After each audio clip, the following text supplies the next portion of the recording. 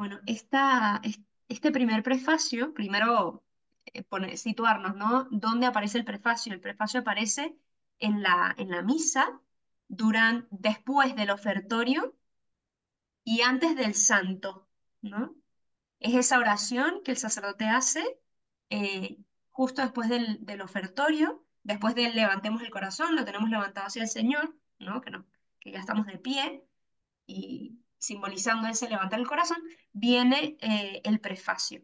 Y el prefacio va cambiando dependiendo del tiempo litúrgico. Hay prefacios especiales para santos, hay prefacios especiales. Entonces, muchas veces como que nos desconectamos, ¿no? Y no sabemos ni qué dice el padre, porque lo dice ahí como, es una oración medio confusa, ¿no?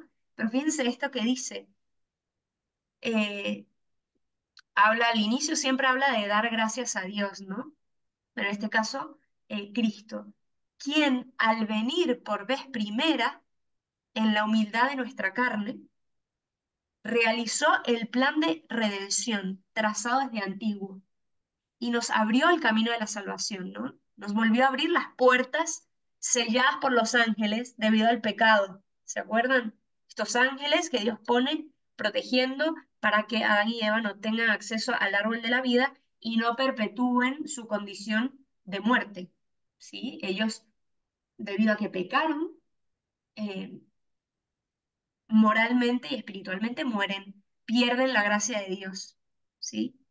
Y con Cristo estas puertas son abiertas, por lo tanto nos abre el camino de la salvación. Y luego hace referencia, ¿no? Y dice, y continúa, para que cuando venga de nuevo en la majestad de su gloria. Entonces tiene esta doble componente. Primero está hablando de la primera venida, de la encarnación, la que vamos a celebrar en la Navidad, pero luego también habla de la segunda venida, lo que llamamos la escatología, ¿no? Esa segunda venida, él dijo que él volvería y por lo tanto la iglesia tenemos pues este dogma de fe de la segunda venida de Cristo. Entonces, para que cuando venga de nuevo en la majestad de su gloria, revelando así la plenitud de su obra, ¿no? Todavía estamos en camino. No se nos ha mostrado lo que somos plenamente y lo sabremos solo cuando veamos a Cristo cara a cara, ¿no? Nos dice esto San Pablo, eh, que podemos llamar a Dios Padre porque somos hijos y realmente lo somos, pero todavía no se nos ha revelado plenamente lo que llegaremos a ser, que en el fondo es que seremos como Dios, ¿no? Podamos recibir los bienes prometidos que ahora, en vigilante espera, confiamos alcanzar, ¿no? Estamos esperando por ese cumplimiento definitivo de la promesa de Dios.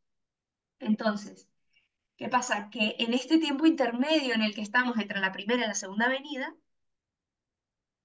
eh, la Iglesia nos invita a vivir la existencia desde la guía del año litúrgico.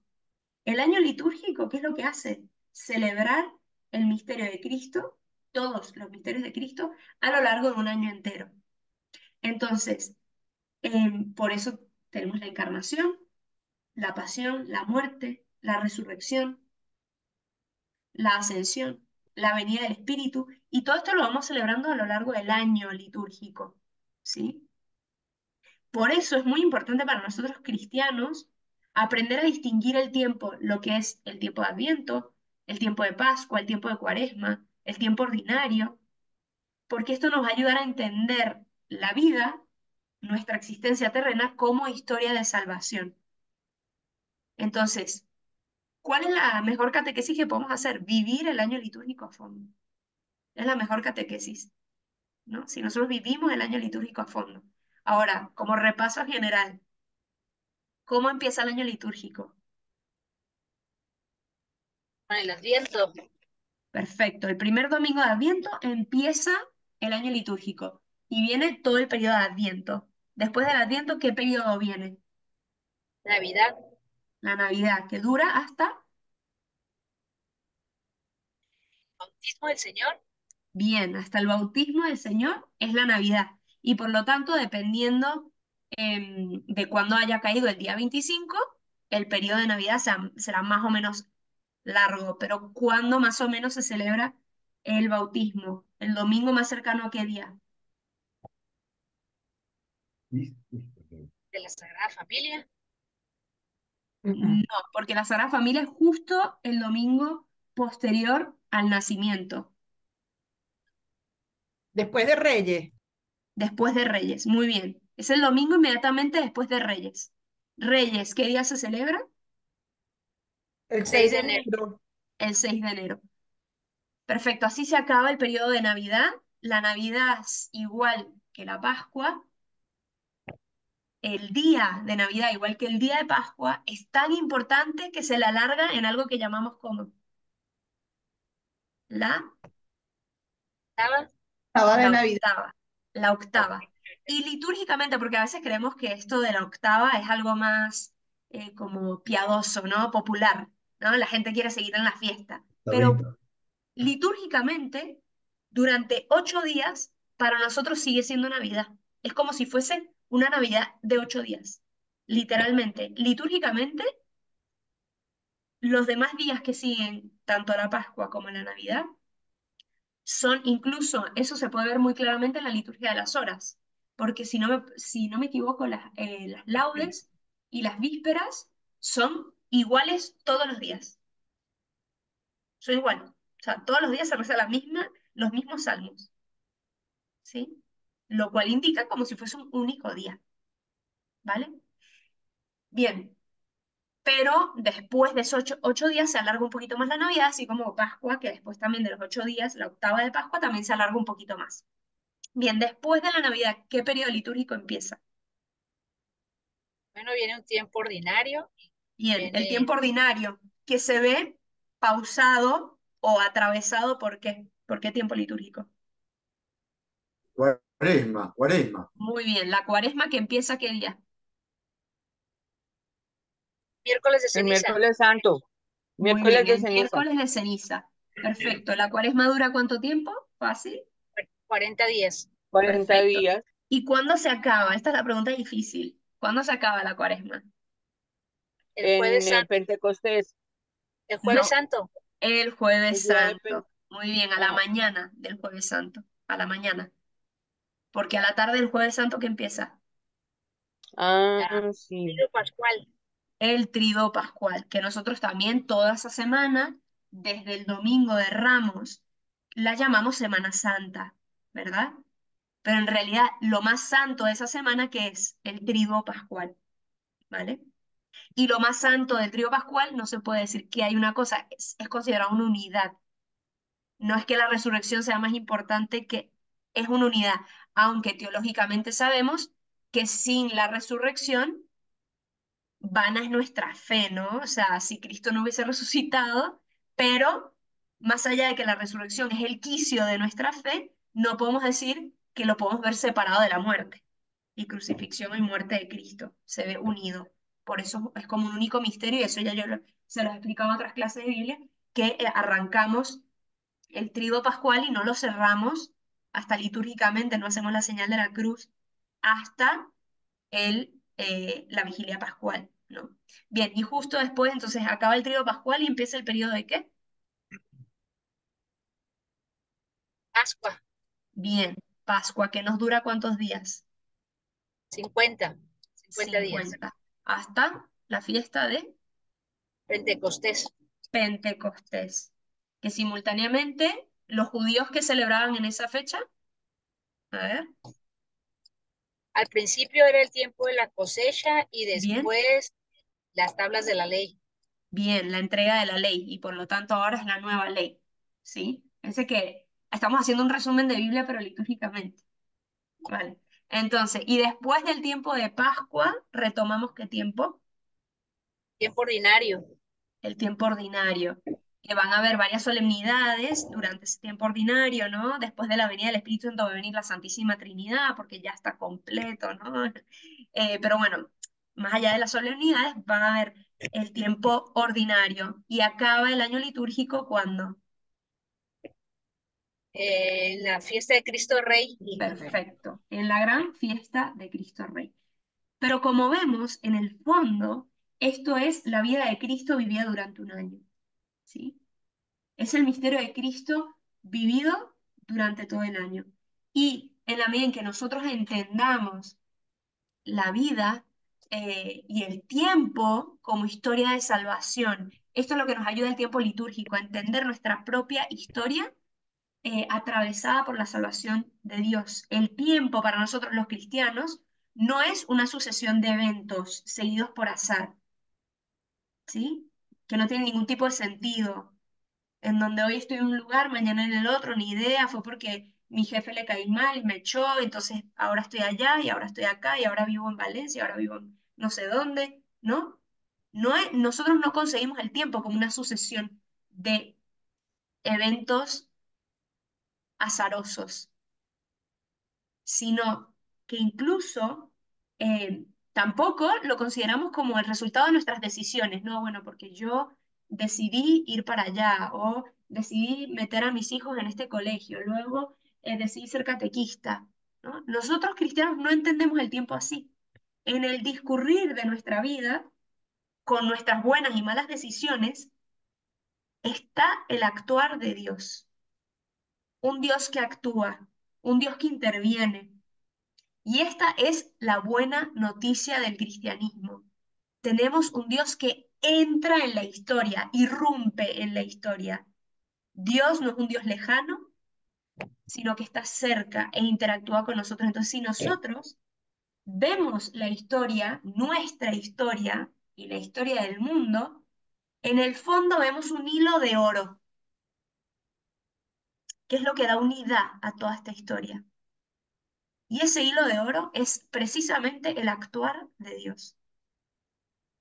Y por eso los cristianos tenemos esperanza, porque sabemos que aunque hay guerras, porque aunque se me muera un ser querido, porque haya una situación muy difícil en mi casa, más allá de eso está el actuar de Dios y yo puedo confiar porque Dios es un Dios que cumple sus promesas y que no me va a dejar al azar, no me va a dejar a la nada, incluso cuando de repente vemos situaciones tan difíciles que puede pasar de ver, no sé, a una persona muy joven o incluso un niño morir o sufrir.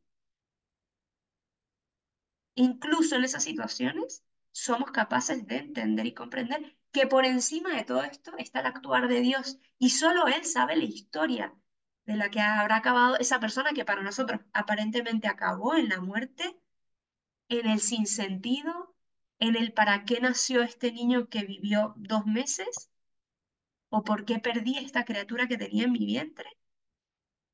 ¿Para qué? Todas estas preguntas nosotros como cristianos entendemos que que Dios está por encima de todo esto y Dios lo tiene todo. Hay una providencia. No, las cosas no suceden así como así. Y por eso nosotros medimos un tiempo, el tiempo de la espera del actuar de Dios. Nosotros estamos esperando que Dios actúe y por eso determinamos el tiempo como un antes y un después de Cristo. Porque nuestra vida se orienta en torno a ese hecho, al hecho del actuar de Dios. También ojalá que contemos nuestra propia historia personal como un antes y un después de Cristo en mi vida, porque solo en base a la narrativa, al testimonio que yo dé de eso, tendrá sentido que yo viva mi fe, tendrá sentido que yo comparta mi fe, tendrá sentido que yo, porque si no, si a mí la vida no me cambió a partir de la presencia de Cristo en mi vida, ¿por qué lo voy a compartir con otros? Si es un dato totalmente irrelevante. En cambio, si mi vida cambió, si mi vida es otra, gracias a la presencia de Cristo, yo te lo quiero compartir, te lo quiero decir, porque se comparten las buenas noticias. Cuando yo me acabo de comprar una casa, cuando yo se lo quiero compartir a la gente, oye, ven, te invito a mi casa. Cuando yo aprendí a hacer un platillo rico, se lo quiero preparar a la gente para que la gente lo pruebe. Mira qué rico sabe este pollo. Cuando me sale una pieza musical, se la quiero compartir al otro. O cuando descubro un lugar increíble al que fui de viaje, se lo comparto. Y más comparto en la medida en que más me afectó ese evento. Por eso, la condición de discípulo y misionero está tan estrechamente unida, Si Cristo llegó a mi vida y me la trastornó, yo no puedo hacer otra cosa que hablar de él. No puedo callar, porque es como que el evento más importante de mi vida, ¿no? San Agustín eh, habla de estos eventos como las maravillas de Dios, las maravillas, ¿no? Le dice en latín. Estos grandes acontecimientos de Dios a lo largo de la historia, algo que sorprende y rompe la cotidianidad, algo que nosotros humanos no podemos concebir con nuestras propias fuerzas, no podemos alcanzar con nuestras propias fuerzas, ¿sí? Y dentro de estas maravillas de Dios, él habla de las maravilloria, ¿no? Las grandes maravillas, o sea, las, que, las grandes intervenciones de Dios en la historia. Y habla de 7. Todas las conocemos. Para algo apagado estar en 3 años de clase de Biblia, ¿no? Las 7 maravillas, obviamente utiliza este número 7, porque ya sabemos que este número indicaba la plenitud en la escritura. Era un número que indicaba plenitud, ¿no? Bien, este número, pues, ¿cuáles eran estas grandes maravillas? La primera, la creación, la gran intervención divina. La segunda, la alianza con Noé, ¿no? Este primer momento donde Dios hace una alianza. La tercera, la elección de Abraham. Cuando Dios habla a Abraham y le dice que salga de su pueblo a la tierra que él le quiere dar. La cuarta, y una de las más citadas, y esto atentos, porque todo esto que le estamos hablando, ¿dónde aparece? ¿En qué liturgia aparecen todas estas lecturas? En una misa muy En importante. la misa de Fuego Nuevo. Bien, en la Sí. vigilia pascual. Bien, entonces la cuarta, ¿cuál sería? La salida de Egipto, ¿no? El paso por el Mar Rojo, este que tanto hablan los judíos. El quinto, la quinta maravilla, gran maravilla, es el reinado de David, ¿sí? David como rey. La sexta maravilla es el retorno de Babilonia, el segundo templo, ¿no? El poder, más que el segundo templo, el retorno, el poder después de la expulsión, y que esto ya lo hemos estado viendo con los profetas, y bueno, ya vimos nosotros toda la línea histórica, ¿verdad? De la Biblia, de la historia del Antiguo Testamento, y por lo tanto podemos situar perfectamente todos estos eventos. Em, bueno, el retorno del desierto de Babilonia, ¿no? El retorno de Babilonia, la sexta. Y la séptima y gran intervención a las que tienden todas estas intervenciones, ¿cuál es? El nacimiento de Cristo. La encarnación. La encarnación del Hijo de Dios. Todas estas apuntan a la encarnación, ¿sí? De hecho, se dice en teología que la creación está en función de la redención, no al revés. O mejor dicho, la creación está en función de la salvación, ¿verdad? Dios nos creó, pero para que llegásemos a ser como Él, para divinizarnos. Su intención era divinizarnos. Entonces lo que se dice también, ¿no? Lo que está de último en el obrar está de primero en la intención, ¿no? Su intención primera era la divinización. Eso es lo que hacia ella está apuntado, ¿no? Es como cuando nosotros queremos hacer un plan, ¿no? Nos queremos graduar. Eso es lo que queremos, eso es lo último que vamos a hacer. No, yo me voy a graduar, es lo último que yo voy a hacer primero. Tengo que meter, inscribirme y demás. Yo quiero comprar una casa, bueno, lo que está de último en el obrar, ¿no? Cuando ya logro comprar la casa, estaba en lo primero, en la intención. Primero tengo que ahorrar, luego tengo que hablar con mi marido o mi esposa, tengo que ver qué hago y luego compro la casa. ¿Sí? Bueno, la creación está en función de la salvación. ¿Sí? Bien, dice un autor, un teólogo, que se llama Daniel Lowe, la siguiente frase que se las voy a anotar para que la vayan leyendo mientras yo la leo con ustedes, porque a veces hay quienes somos más visuales, hay quienes somos más auditivos.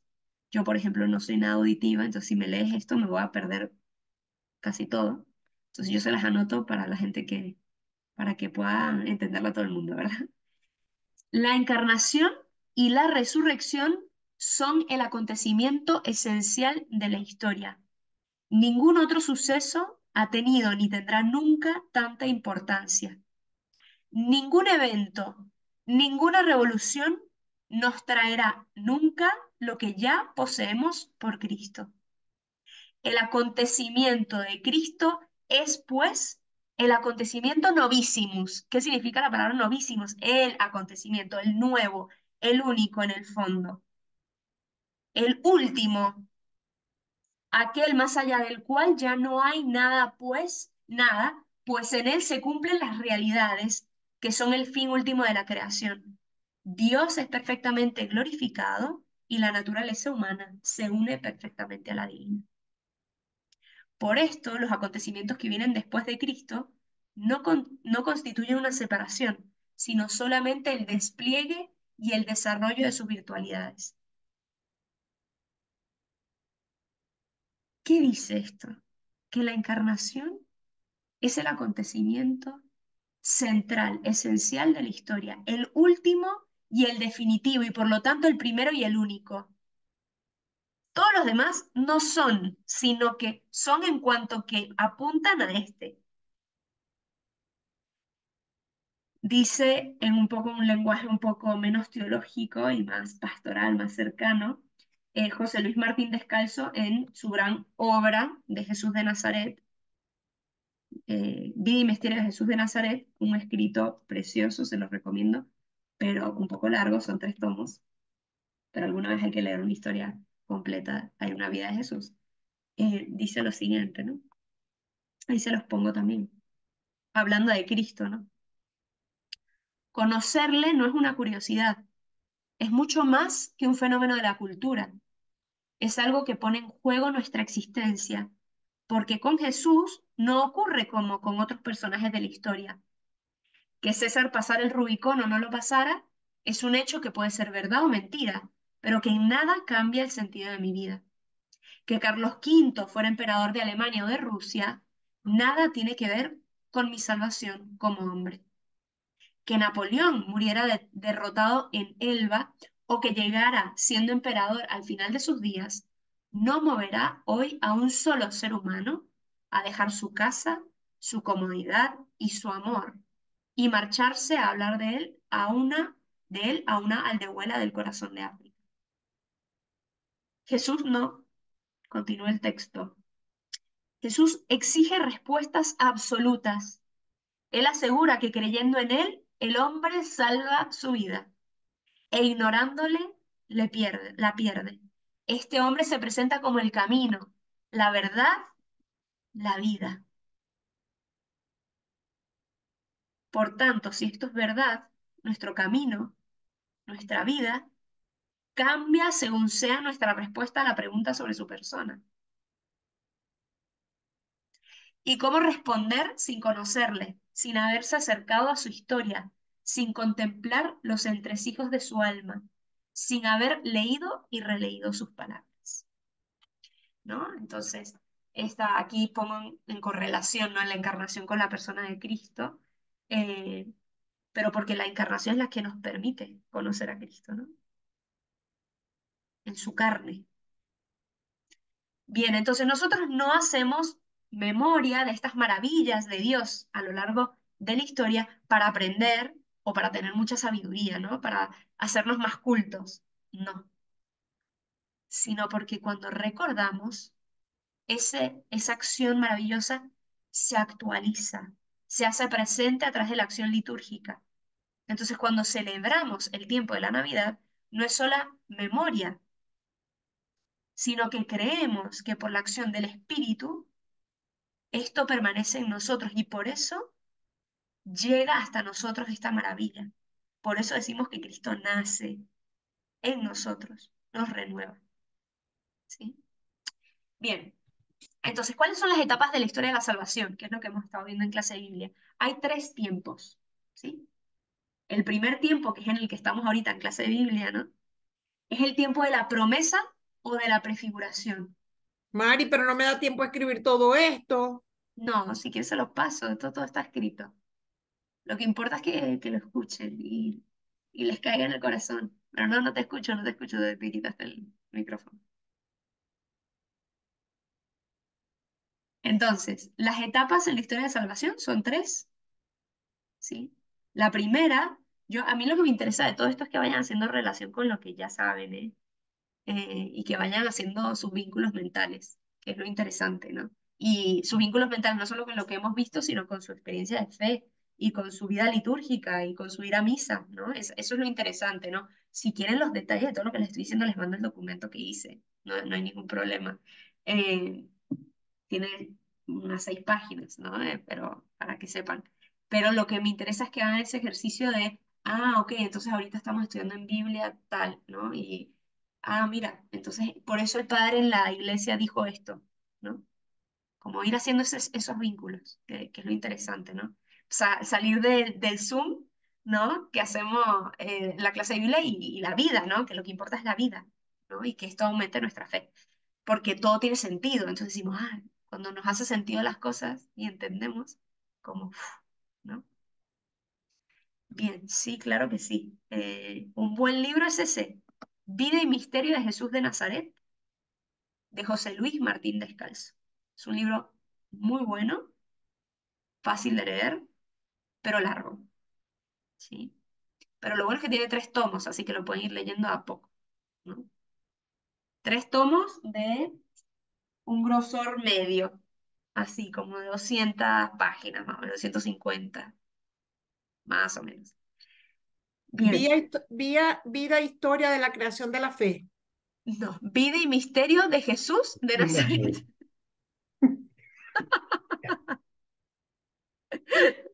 Vida y Misterio de Jesús de Nazaret. Bien, entonces, las etapas de la historia de la salvación son 3, ¿sí?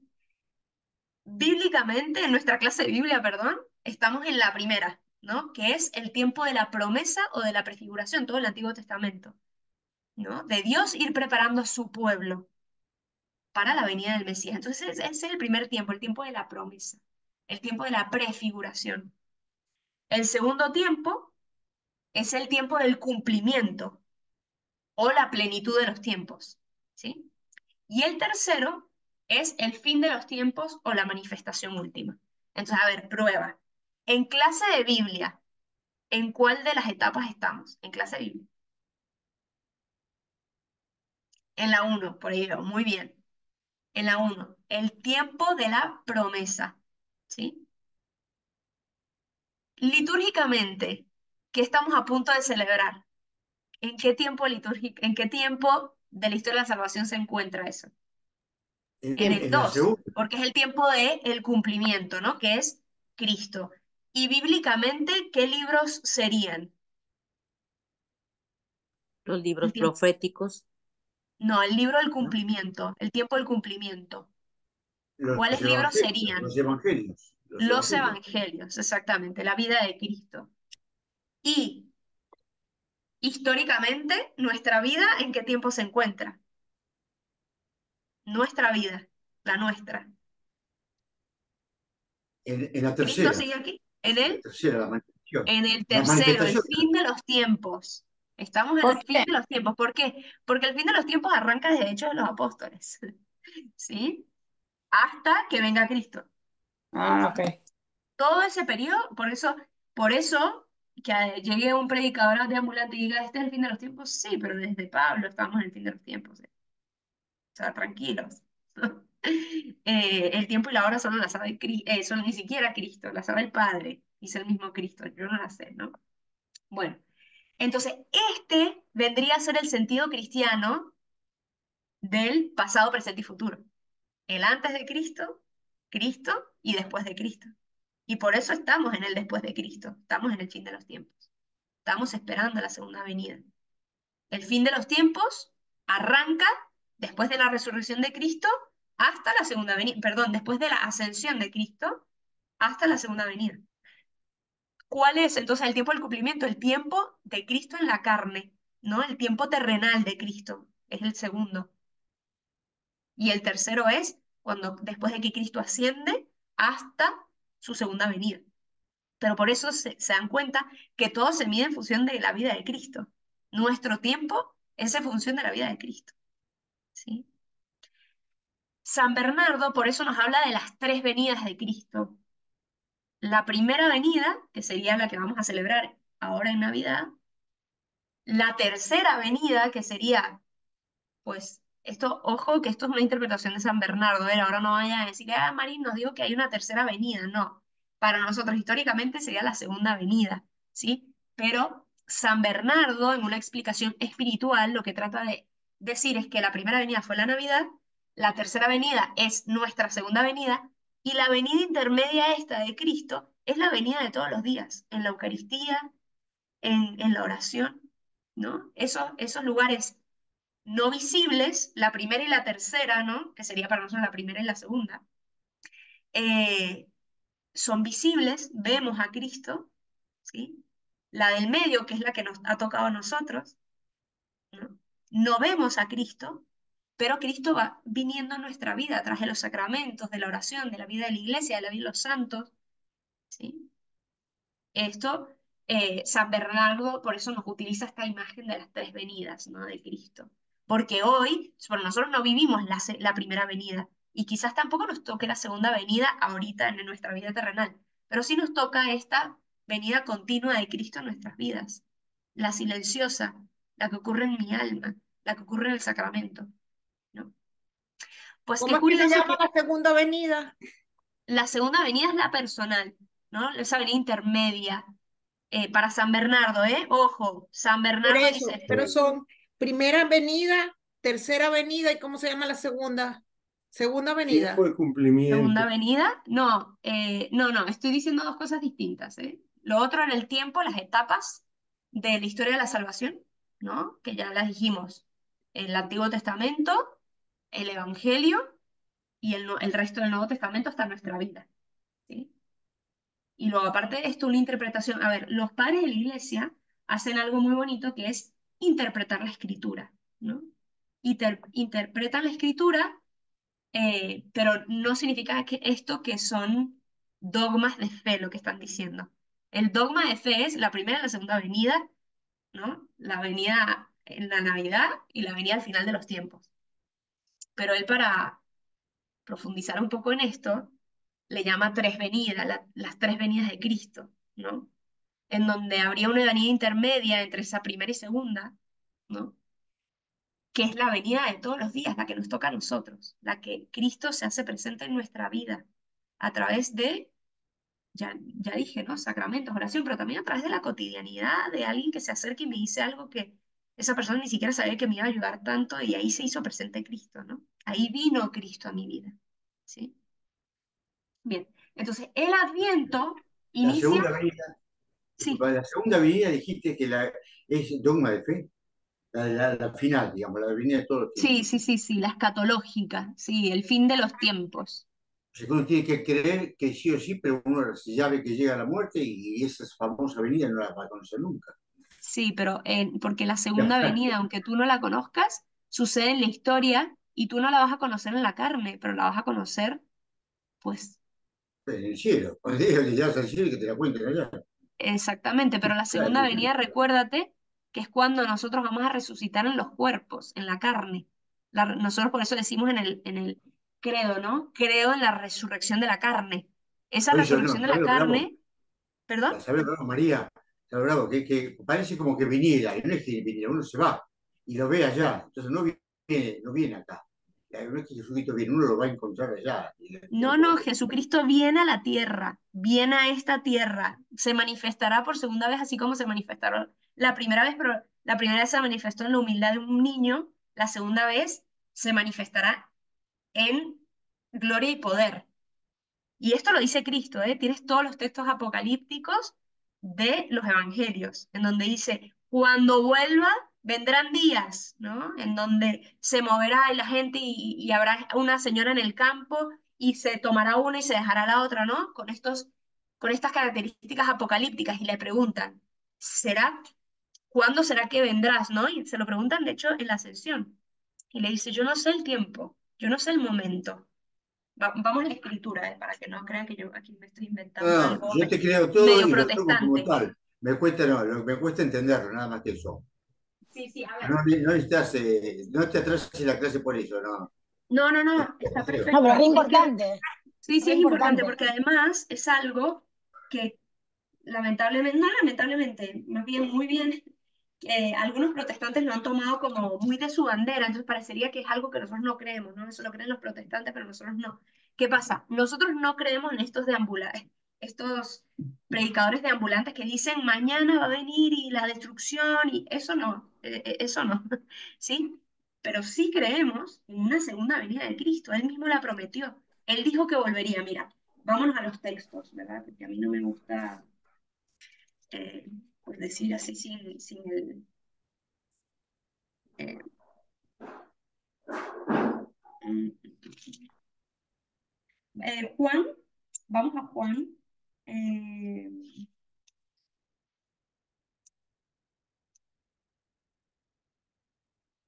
17, 13, 14, 14:3. ¿Quién lo tiene? Juan 14:3.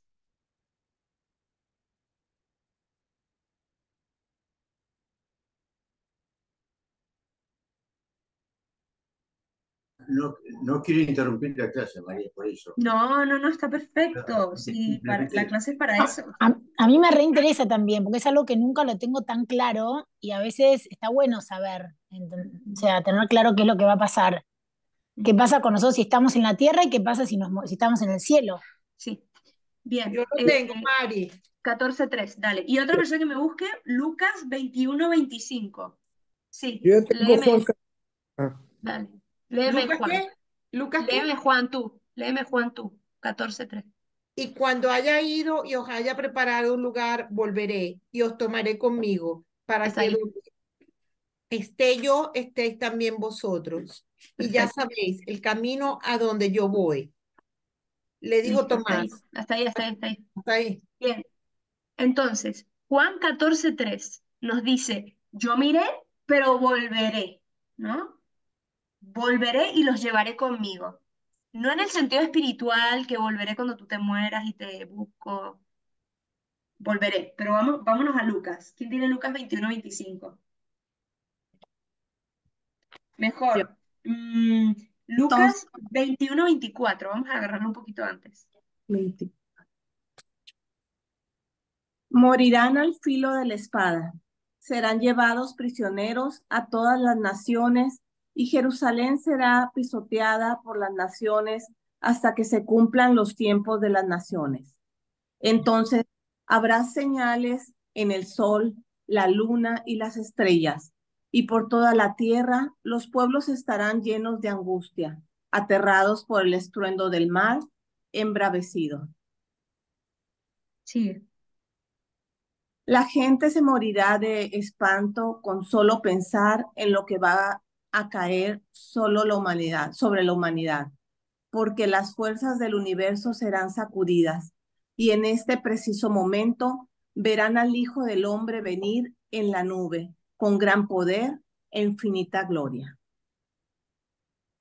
Cuando empieza a suceder esto, levantaos, alzad la cabeza, se acerca vuestra liberación. Vámonos a Mateo 24, 29.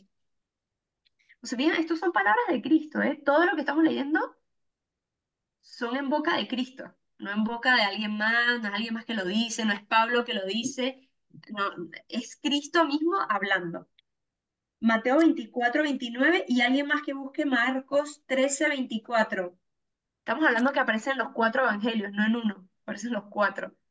El hijo pródigo, la famosa parábola del hijo pródigo que la hemos escuchado vamos, aparece en un evangelio, en Lucas, punto, no aparece más. Esto aparece en los 4. Luego, aparte, no me estoy yendo a las cartas. Esto aparece en las cartas de Pablo, bueno, en fin. Mateo 24, 29, ¿alguien lo tiene? Porque surgirán falsos cristos y falsos profetas que harán grandes signos y prodigios, capaces de engañar si fuera posible a los mismos elegidos. Mirad que os lo he predicho. Así que os dicen, está en el desierto, no salgáis, está dentro de la casa, no lo creáis, porque como el relámpago sale por oriente y brilla hasta occidente, así será la venida del Hijo del Hombre. Donde esté el cadáver, allí se reunirán los buitres. Perfecto. Así será la venida del Hijo del Hombre. Marcos. ¿Quién tiene Marcos? En aquellos días, después de esa gran angustia, el sol se oscurecerá, la luna no dará su resplandor, las estrellas caerán del cielo, los astros se tambalearán. Entonces verán venir al Hijo del Hombre sobre las nubes con gran poder. Y se me recortó. Hasta ahí, hasta ahí, hasta ahí. ¿Marcos qué? Marcos 13. 13:24. Bien, entonces, como ven, todos estos pasajes, y de hecho, la fiesta de Cristo Rey es una evocación a esto, es la celebración es una celebración de un misterio de Cristo que no ha sucedido. Cristo Rey es la celebración, celebramos un misterio de Cristo que no ha sucedido, que es la segunda venida, la segunda y definitiva venida, en donde los cielos nuevos y la tierra nueva vendrán, donde este mundo cambiará. Entonces, cuando nosotros morimos, ocurre algo radical que nunca estuvo llamado a suceder, que es la separación de cuerpo y alma. Por eso es em, tan traumatizante la muerte, ¿no? Porque es la separación de cuerpo y alma. Y estos santos de los que hablamos, ¿no? San Juan Pablo II, todos los santos que están en el cielo están en alma, pero aún no en cuerpo. ¿Quiénes son los únicos que están en cuerpo y alma en el cielo? Dos. ¿Quiénes son? Jesús y La Virgen una, la Virgen seguro. Jesús y la Virgen. Punto. Los demás son almas, porque no ha llegado la obra completa de la salvación. La obra completa es cuando ¿qué decimos? El último artículo del credo, creemos en la resurrección de la carne. resurrección de la carne. Esa resurrección de la carne vendrá en la segunda venida. Por eso estaremos en el cielo, pero nos enteraremos, más vale que nos enteremos, Dios quiera que estemos en el cielo, claro que sí, pero nos enteraremos de esa segunda venida, porque esa segunda venida será terrenal, pero también celestial. O sea, es el gran evento que aquí es descrito con palabras apocalípticas, ¿no? Como si fuese horrible y lo que tenemos que tener es miedo. Pero les pongo el ejemplo. Si yo estoy en casa, era un niño chiquito, y cometí una travesura y escucho llegar a mi papá, ¿cómo me pongo? Nervioso. Pero si no, escucho llegar a mi papá y ¿cómo me pongo? Le voy corriendo a abrir la puerta. Y también, puede ser que yo no hice ni bien ni mal y yo conozco que mi papá igual me va a perdonar. Ojalá que ese sea el caso. Pero si yo conozco a mi papá y mi papá es un señor que viene y pone justicia a la cuestión, aunque yo no he hecho nada malo, o sea, indiferentemente de mi actuar, yo me voy a poner con miedo. En cambio, si yo sé que mi papá es bueno, yo sé quién viene. Voy a querer estar mejor, lo más limpiecita posible, ¿no? Para recibirlo y poderlo abrazar, pero sé que si no, él me va a agarrar y me va a limpiar. Sé que no me va a decir fuera de esta casa porque conozco a mi papá, ¿verdad? Bien, entonces, el Adviento, ahora regresamos. El Adviento, a ver, Lizzie y Luis, que eran los que más comentaron sobre el tema, un profesor mío dice que poco predicamos sobre la escatología y la escatología de estos últimos tiempos, ¿no? Como si, entonces, claro, nuestro horizonte de vida se presenta muy limitado, ¿no? Hasta nuestra muerte. Pareciera, y resulta que no, ¿no?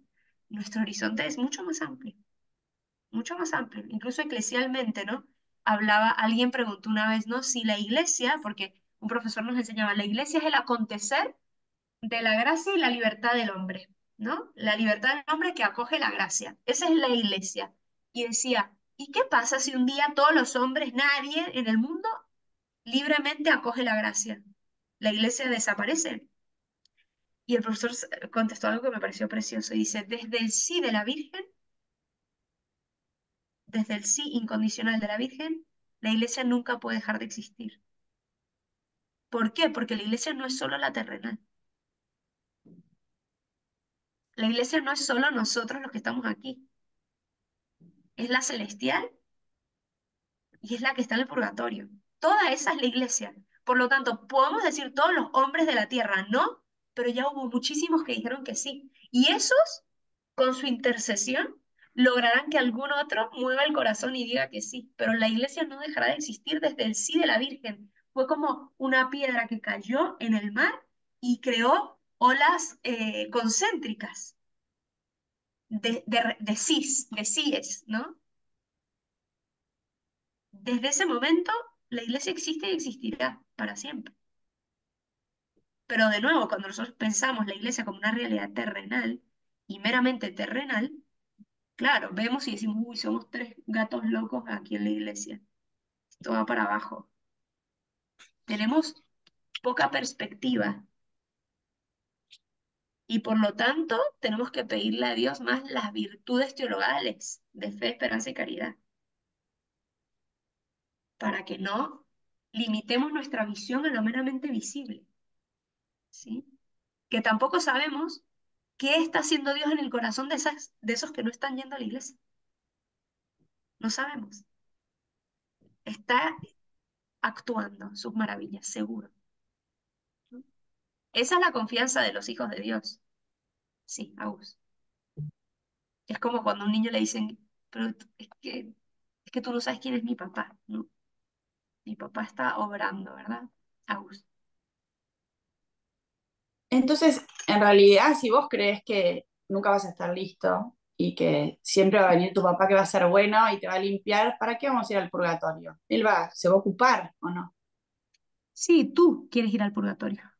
Tú dices, necesito ir a que me limpies un rato, porque no estoy listo. Entonces, vamos a que me limpies un rato, porque no, eres tan bueno que no quiero entrar así, No ¿no? estoy listo. Ok. Pero es uno mismo, ¿no?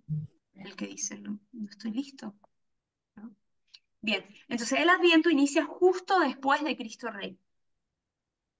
Y ya dijimos, ¿qué celebramos en Cristo Rey? ¿Qué es lo que se celebra? La segunda y última venida de Cristo en gloria, ¿no? Y pensando en esta última venida, nos ayuda a prepararnos para dos cosas, para la venida de cada día y para el recuerdo, ¿no? Y para la última venida, ¿no? O sea, el hecho de celebrar Cristo Rey, decimos, pero ¿por qué celebramos un misterio que no ha ocurrido? Para prepararnos para ese misterio. Y por eso en Cristo Rey, ¿qué se lee? Se lee probablemente Mateo 25, vengan benditos de mi Padre y reciban el reino preparado. Pero, ¿qué dice? Siempre nos recordamos a partir de ahí, vengan benditos de mi Padre. Pero el Evangelio no empieza ahí, empieza diciendo, cuando venga el Hijo en su gloria, dirá, vengan benditos de mi Padre. Está hablando de la segunda venida. Los que me dieron de comer, los que me dieron de beber, ¿cuándo lo hicimos? Cuando lo hicieron con aquellos, ¿no? Yo me acuerdo de una experiencia, creo que se las he contado, pero que me quedé por un huracán, estaba yendo a ver a mi familia en Houston y me quedé por un huracán en Atlanta. Y un señor, una pareja de señores mayores, me vio en la iglesia y no me conocían y se acercaron a hablarme y yo les dije que estaba ahí, varada, y me invitaron a desayunar. Entonces fuimos a desayunar y estando ahí, este señor, un señor mayor, eh, me comentó, ¿no? Me dice, yo voy a misa diaria, pero mi fe es muy pobre, es, mu- es, yo no creo, yo no creo. Y yo le dije, y le cité Mateo 25, le dije, mira, puede ser que tú no creas, pero tú estás dando de comer, estás dando de beber, y por lo tanto lo estás haciendo con el mismo Cristo, ¿no? Y eso es lo que Cristo te va a preguntar cuando llegues al cielo. Te va a preguntar, ¿nunca dudaste? ¿Tuviste una fe impecable y nunca tuviste ninguna duda? ¿Nunca te pasó ninguna duda? No te va a preguntar eso, porque Él sabe de qué estamos hechos. Te va a preguntar, ¿amaste? ¿Cuidaste a los tuyos? ¿No? Y el Señor, me acuerdo yo perfecto, se puso a llorar, ¿no? Eh, tenemos una imagen de Dios a veces un poco confusa, ¿no? Bien, entonces, ¿qué pasa? Que cuando no sabemos qué estamos celebrando, no se quiere celebrar. ¿Quién ha dicho? La celebración es gratuita. Cuando te obligan a celebrar, ya no quieres celebrar, porque tengo que celebrar obligado. ¿Quién quiere celebrar obligado? Si la celebración es gratuita, yo quiero celebrar, y cuando me obligan a celebrar, ya no quiero. Ya no quiero, ¿qué voy a querer celebrar si me estás obligando? Entonces, ¿qué celebramos? La venida de la salvación.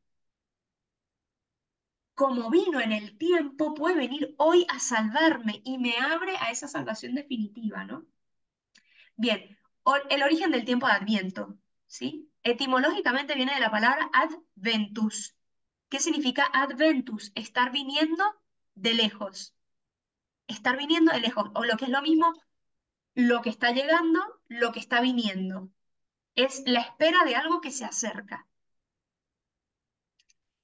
En el latín clásico, o sea, en la época romana, se le llamaba así a la visita de los emperadores.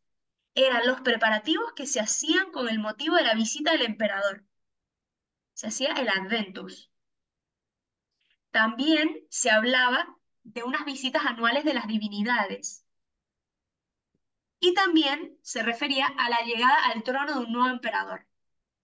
Y esto se le llamaba el adventus divi, divino, divinidad, porque el emperador romano era considerado una divinidad.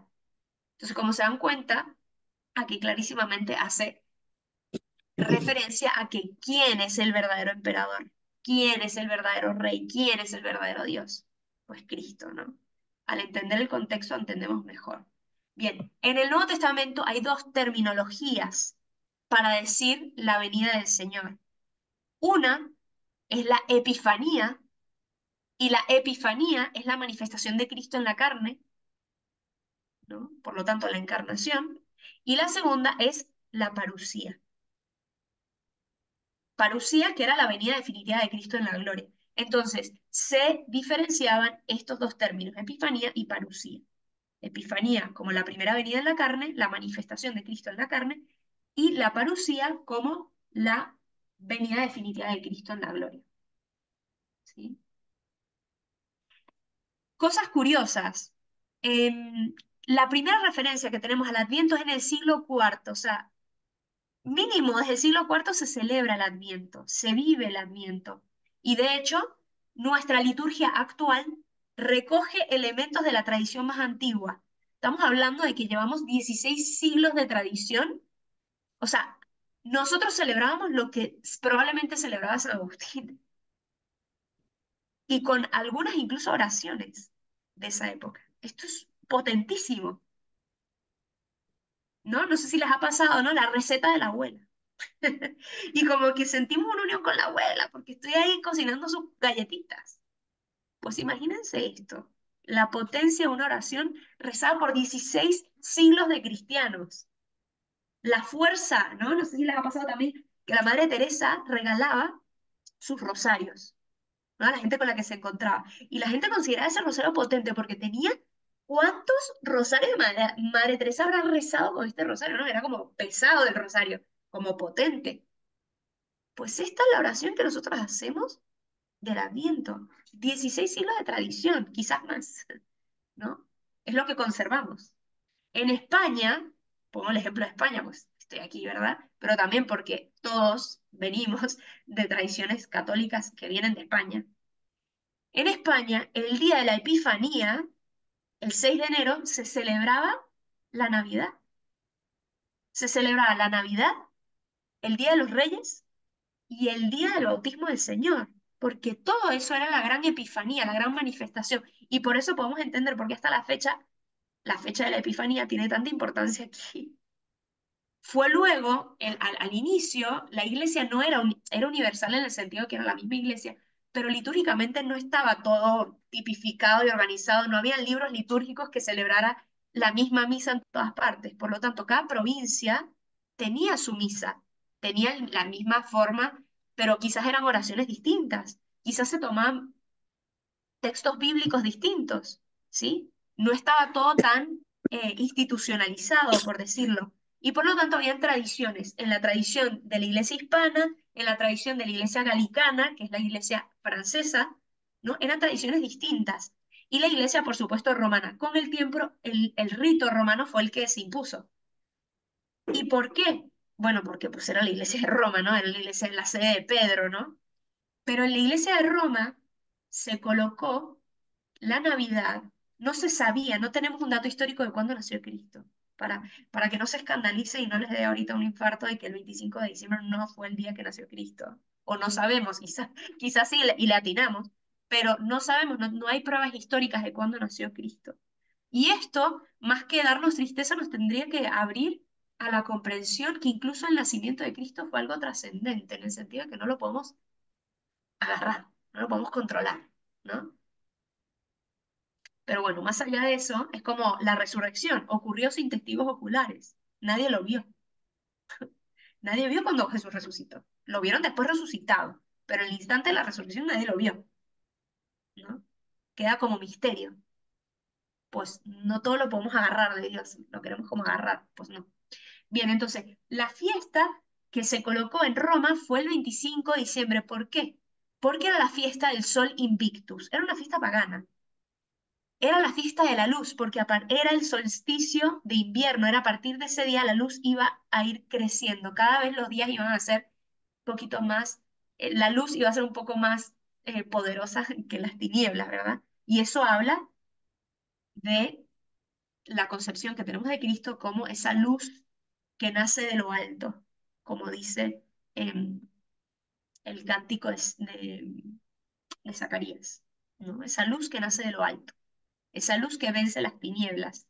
También lo encontramos en el prólogo de Juan, ¿no? Esta luz, esta identificación de Cristo como luz. Bien, antes el Adviento se llamaba Adventum Domini, Domini, el Adviento del Señor, el Adviento de Dios. Se perdió. Y ahora solo se le dice Adviento, pero sería buenísimo que tendríamos el Adviento de Dios, ¿no? Del Señor, porque si no es como que, bueno, que estoy esperando, ¿no? Pero bueno. em, ¿Cuál es el desarrollo del Adviento? ¿Cuál es la forma del Adviento? Tiene dos partes, dos grandes partes, ¿sí? Son 4 semanas divididas en dos grandes secciones. No siempre el Adviento tuvo 4 semanas.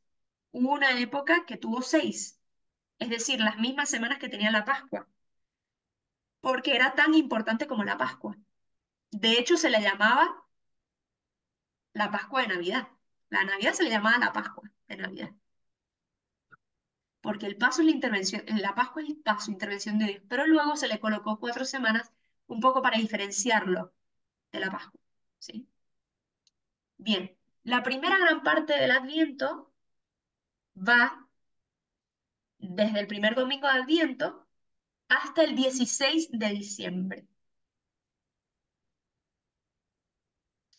¿Cuándo comienza el Adviento? El domingo posterior a Cristo Rey, que es el domingo más cercano al 30 de noviembre. Por lo tanto, el Adviento más corto es cuando el 24 de diciembre cae en domingo, que es el caso de este año. Por eso el Adviento se nos pasó así, porque objetivamente es el Adviento más corto, es de 22 días. El Adviento más largo, en cambio, es cuando el 25 cae en domingo. Por eso nosotros el cuarto domingo de Adviento lo celebramos este domingo y el lunes ya es Navidad. ¿Y qué pasó con la cuarta semana de Adviento? Nos la comimos. Bien. En cambio, el año más largo, ya sabemos que es cuando el 25 cae en domingo y por lo tanto el Adviento puede variar entre 22 a 28 días. No es como la Cuaresma que es fija 40 días. Esto puede variar de 22 a 28 días y por eso a veces decimos, uy, este Adviento sí se me hizo corto, porque quizás objetivamente fue corto. Más allá de que nos las pasamos en las corridas, quizás objetivamente fue más corto, ¿no? El actual, es el más corto. El año que viene, pues ya empieza a ser un poco más largo, ¿no? Cada vez. Bien, entonces, la primera parte tiene una fuerte perspectiva escatológica. Se refiere a la segunda venida. Toda la primera parte del Adviento es la preparación para la segunda venida de Cristo. Y esto es lo fuerte, porque van a darse cuenta, bueno, ya no se dieron cuenta, o quizás sí, pero quizás el año que viene, ¿no? Esta charla la dimos un poco tarde, pero bueno, mejor tarde que nunca. nos va a invitar a la llamada a la conversión para prepararnos para la venida, para la segunda venida. Y por eso van a tener un fuerte tinte apocalíptico las lecturas. Muy parecido a lo que pasó en la semana previa y en la posterior a Cristo Rey. Va a ser como estas semanas en donde se habla de los signos en el cielo, de todas estas cosas, ¿no? Bien, el primer domingo de Adviento es la invitación a la vigilancia. El segundo y el tercer domingo de Adviento nos presenta la figura de Juan el Bautista. ¿Por qué? Porque él es el modelo de la espera de Israel y de las actitudes de conversión de vida que esta espera suscita en el creyente, ¿no? Es cuando yo estoy esperando y me voy dando cuenta de lo que estoy esperando, mi corazón se va convirtiendo, ¿sí? Y esto va muy unido a la oración del prefacio. El prefacio, si se dan cuenta, esta oración que ya les dije, que es la que hace el sacerdote entre el ofertorio y el santo, y el canto del santo en la misa, es una oración que van a ver muy centrada en este tema de la segunda venida, ¿sí? Muy importante en esta primera parte es el tercer domingo de Adviento, porque es un domingo especial, es el domingo rosa, ¿sí? El domingo se le llama el domingo del gaudete, el domingo de la alegría. Y por eso, quizás no en nuestras tierras, pero aquí en España sí se puede ver que es el único día que el sacerdote usa una casulla rosada, ¿sí? Si es que hay, ¿verdad? El domingo del gaudete. ¿Por qué? Porque está unido a la alegría de la inminente venida del Salvador, ¿no? Ya estamos muy cercanos al día 17, que es el día que empieza la segunda fase, ¿no? La segunda etapa del Adviento. Y por eso todas las lecturas tienen que ver con Alégrate Jerusalén, respiran alegría, regocijo, gozo, porque ya se acerca el Salvador. ¿Sí? Bien, entonces, ya la segunda parte es la semana que va del 17 al 24 de diciembre, que se le llama la semana de la expectación. La semana donde ya es inmediata la venida. Y ahora, en esta segunda parte, ya no se conmemora o se espera la segunda venida, sino o sea, se deja atrás la memoria de la parusía de esta segunda venida, del final de los tiempos, se deja atrás el discurso escatológico, Juan el Bautista queda a la sombra y empieza a haber memoria de los acontecimientos que rodearon la venida del Salvador y su nacimiento. Entonces, ¿qué va a empezar a suceder? Va a empezar a suceder que aparece María, aparece José, aparece el ángel, aparece los padres de Juan el Bautista, Isabel y Zacarías, y todos los eventos que precedieron al nacimiento del Salvador. ¿Sí? Bien, ya se nos está acabando, bueno, se nos acabó el tiempo, pero yo dije que íbamos a hacer un poquito más largo. Solo dos cositas más que me pareció muy interesante. Liz, Perdón, ibas a... Marí, sí, no entendí la última parte, esta parte de que aparece Zacarías, Isabel, ¿cuál era la Sí, parte de esa? bien. La segunda parte, que va desde el 17 al 24, la primera parte era desde el comienzo hasta el 16, que era rememorar la segunda, más que rememorar, porque no es recordarnos, es prepararnos para esa segunda venida. Y la segunda parte es prepararnos para la primera venida, para la venida inmediata, la que estamos celebrando en la Navidad, ¿no? Y por eso, por eso se le llama la semana de la expectación, y es la semana en la que se rememora todos los acontecimientos que ocurrieron alrededor del nacimiento de Salvador. Ah, Aunque, aunque esto, tipo, no sé, aparece la anunciación de la Virgen. Obviamente esto no ocurrió 2 días antes del nacimiento como nosotros lo estamos haciendo, pero fue lo que permitió que el nacimiento del Salvador, ¿no? Entonces son todos los eventos que precedieron al nacimiento de Cristo en la carne, ¿vale? Bien. gracias. Otras expresiones litúrgicas de este periodo. Hay una fiesta muy importante aquí en España que se le llama la fiesta de María de la Esperanza, que es el 18 de diciembre, ya pasó, justo cuando arranca este segundo periodo del Adviento. ¿Por qué se le llama? También se le llama la María de la O, justamente el día que empiezan las antífonas de la O, que ya lo vimos el año pasado. ¿Por qué? Porque María es quien cumple y concentra en su persona toda la espera de Israel. O sea, en ella, digamos, se hace viva toda la espera de Israel. Y ella es la que nos dice, Dios cumple sus promesas, ¿no? Porque en ella se cumplió. De hecho, por eso está en cuerpo y alma en el cielo, ¿no? Entonces, en ella se conglomeran todos los títulos también femeninos de la espera del pueblo. Arca de la Alianza, por eso se le dice a María Arca de la Alianza, templo, morada, quien llevó a Dios dentro de sí, hija de Sión, Nueva Jerusalén. Todos estos títulos los lleva la Virgen, ¿no? Y esta María de la Esperanza se le representa como María embarazada, ¿sí? María embarazada. Y de hecho, en la iglesia hispana era la única solemnidad que se celebraba de la Virgen. Nada de la Inmaculada, nada de Lourdes, de Fátima, nada de eso. La única, la única festividad de la Virgen era María de la Esperanza, María de la O. ¿Sí? Bueno, les tenía un poco de nuevo la explicación de la antífona de la O, pero bueno, no la saltamos directamente. Y luego algunas cosas como pastorales, más que pastorales, piedad popular. Está la corona de Adviento, ¿sí? La corona de Adviento. Es un signo que ha entrado en la liturgia. Ya vemos que a veces vamos a misa y está la corona y se prenden las velitas y todo esto.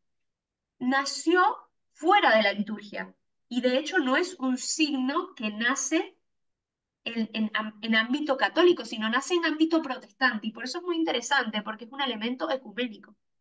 Es un elemento que nosotros lo adoptamos del ámbito protestante. Probablemente tiene su origen en Alemania, ¿sí? Y tiene conexión con algunos ritos paganos que tienen que ver con la luz. Pero más allá de eso, ¿de dónde proviene? Creemos que proviene del 1800 de un alemán que se dedicó a hacer una aldea para rescatar a niños abandonados y difíciles de educar. Y en esta casa puso la corona de Adviento para ayudar a los niños a vivir este tiempo. Y tan solo en 1925 entra la corona de Adviento en la Iglesia Católica en Colonia. Y a partir de ahí, pues poco a poco se va extendiendo su uso. Lo interesante de esto es que prolonga la vida litúrgica, lo que se hace en la iglesia, ahora en la casa, ¿no? Y por eso prendemos las velitas en casa. La simbología es muy bonita porque al ser circular es la espera de la eternidad, ¿no? Lo que no tiene fin ni límites, lo que no acaba, ¿sí? Luego, las ramas verdes se usan de hoja perenne, de hoja de pino. Son hojas que no se caen. Y esto es curioso porque en el tiempo de la caída, en el invierno, en el caso del hemisferio norte, que lo normal es que las hojas se caigan, pues representa, que representa la muerte, representa la vida, ¿no? La hoja perenne. Y estas cuatro velas, pues es la memoria de luz que va la memoria de la luz que va iluminando la noche de este mundo, y por eso se va aprendiendo progresivamente. Esto, y las luces, a veces, no sé si se han dado cuenta, que no se ponen en el mismo nivel, ¿no? No las cuatro no tienen el mismo tamaño. Y a veces creemos que es porque, bueno, porque se van a ir, la primera se va a ir consumiendo más que la segunda y que la tercera, pero en realidad se pone en orden descendente. ¿Para qué? Porque rememora el anonadamiento de Dios, ese Dios hacerse pequeño, ¿no? Así como cuando entramos en Belén, en la iglesia en Belén, tenemos que agacharnos porque la puertita es chiquitita, seguro Laurencia fue y se dio cuenta, ¿no? Que la iglesia es enorme, pero para entrar es una puertita chiquita y te tienes que agachar para poder entrar. Pues eso es lo mismo, ¿no? Nosotros nos queremos hacer pequeños. Las velas no tienen que tener un color específico, pero quizás ayudan los colores litúrgicos, ¿no? El morado y quizás la vela que corresponde al tercer domingo de Adviento que sea rosa, pero no tienen, da lo mismo. Y por último, y con esto sí quiero acabar porque me parece precioso, existe algo que se llama la calenda de Navidad, ¿sí? La calenda de Navidad. ¿Qué es esto? El origen es un texto, ¿vale? Es un texto. El origen de este texto está ligado a la iglesia de Roma. Como les dije, las iglesias funcionaban como aparte, ¿no? Aunque fuesen la misma y única iglesia. ¿Qué pasa? Antes de cada día, el día anterior, se anunciaba el santo del día siguiente. Con esto se hacía a través de un libro que se llamaba el Martirologio. El Martirologio era un libro, que hasta la fecha lo tenemos, un libro que agrupa todos los santos. No es lo mismo que el santoral. El santoral agrupa, nos cuenta la historia del santo más importante de ese día, pero no es el único santo que se celebra ese día. El Martirologio hace la lista y de hecho es un libro enorme que solo son listas. Es como el libro de los santos canonizados en el cielo, ¿no? Literal. Entonces, cada día es la lista de todos estos santos. Y el día anterior se anunciaba este santo, ¿no? Estas listas, para que todo el mundo supiera, ¿no? Y se explicaba un poco su historia, o el del más importante, ¿no? Bueno, esta práctica se extiende. ¿Qué pasa? Que entonces el día anterior del 25 de diciembre, más vale que se hiciera la preparación, ¿no? El anuncio del santo que venía el día siguiente, que era Cristo mismo, ¿verdad? De hecho, el 25 de diciembre no se celebra nadie más sino Cristo, ¿no? Es el único. No pusieron ese día otro santo. Em, y este texto es muy bonito porque es un anuncio solemne del inicio de la Navidad. Y lo increíble es que habla de todos los eventos históricos que sucedieron, que apuntan hacia el cumplimiento en Cristo. Pero estamos hablando de no solo Abraham, no, está hablando de qué año era cuando nació Cristo, qué año de las Olimpiadas era, ¿no? Qué año de qué emperador era.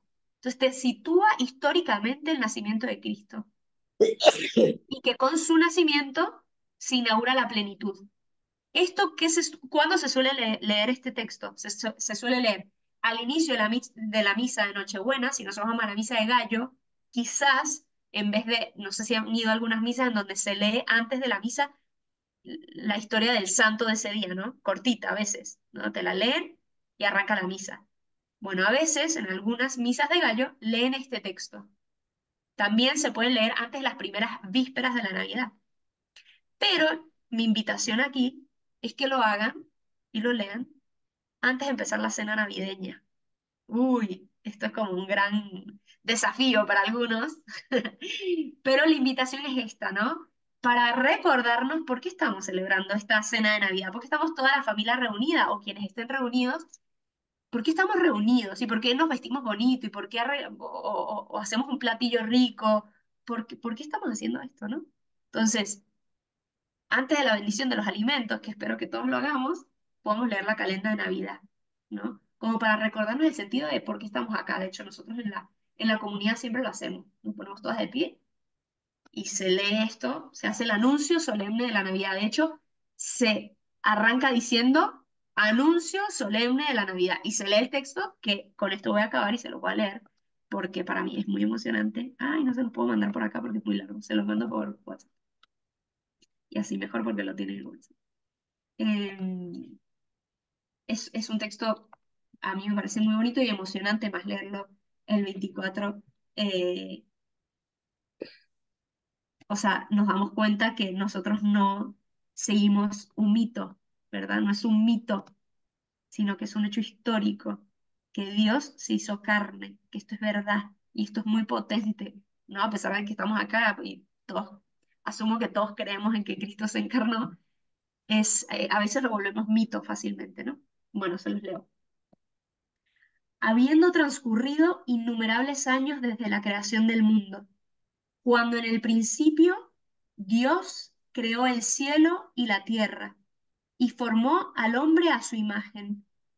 Pasados siglos y siglos, desde que tras el diluvio el Altísimo puso en las nubes su arco como signo de alianza y paz.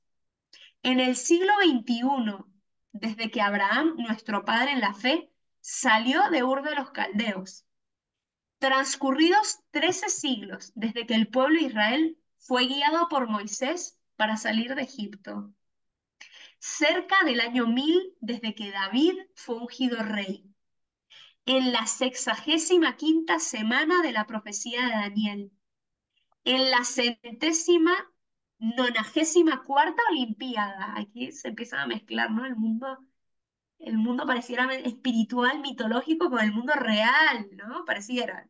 Todo es mundo real, ¿verdad?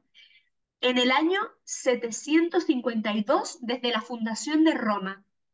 En el año 42º del imperio del César Octaviano Augusto, estando todo el mundo en paz, Jesucristo, eterno Dios e Hijo del eterno Padre, queriendo santificar el mundo con su advenimiento, fue concebido por obra del Espíritu Santo, y transcurridos 9 meses después de ser engendrado, en Belén de Judea, nació de la Virgen María, hecho hombre.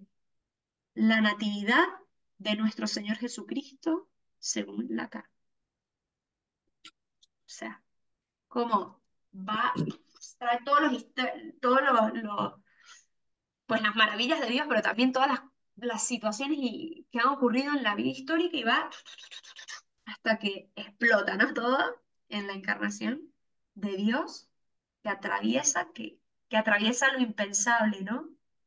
La divinidad, el cielo, la trascendencia, lo infinito se vuelve finito, lo eterno se hace temporal, ¿no? Entonces, bueno, lo pueden imprimir o mandarlo por WhatsApp, lo leen. ¿Nos lo vas a mandar? Ahí se los mandé por WhatsApp, sí. Ah, gracias. Bueno, y ya con esto acabo y abro a preguntas quien quiera. Y si me imagino que algunos ya se tienen que ir, les deseo una muy feliz Navidad, pero abro a preguntas. Ok, una